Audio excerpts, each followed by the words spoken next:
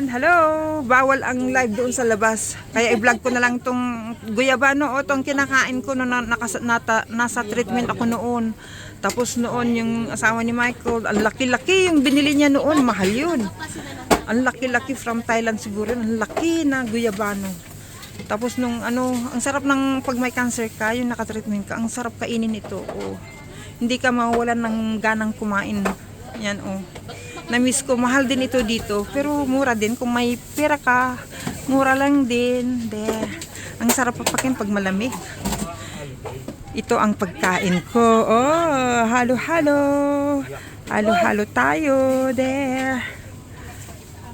Tingnan mo yung kuko ko nangitim na.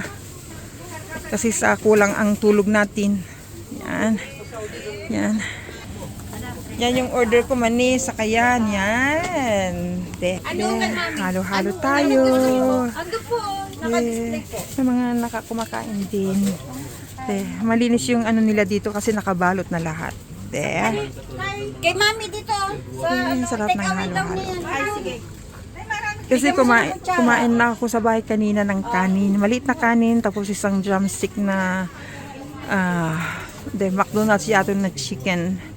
And then may dalawa akong hiwa na mangga na malalaki. Wow, ang sarap ng kain ko noon. And then ngayon, ate, yung dalawang lumpia ko, turon. Kalimutan na ate. Yung turon ko, yung dalawa. Ikain ko dito. Yan, kakain ako ng turon. Yan ang lunch ko na. Yung sarap yung ni ate. Oh, hingi ako mamaya.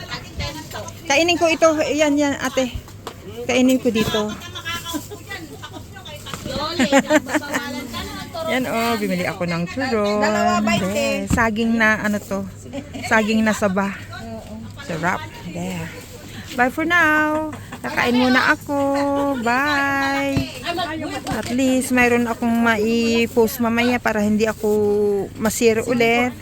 Bye for now. Shout out mga Team Kalingap, Payabal Santos Matubang, Ate Edna Vlogs, Kalingap Rob, mga ambassadors ng team ng Landing Pads, deputies, mga solid supporters ng Team Kalingap. Shout out sa inyo dyan. Dito ako sa Central. Bye for now. This is Ate Dol Dumondo in Hong Kong updating. Bye. Salamat.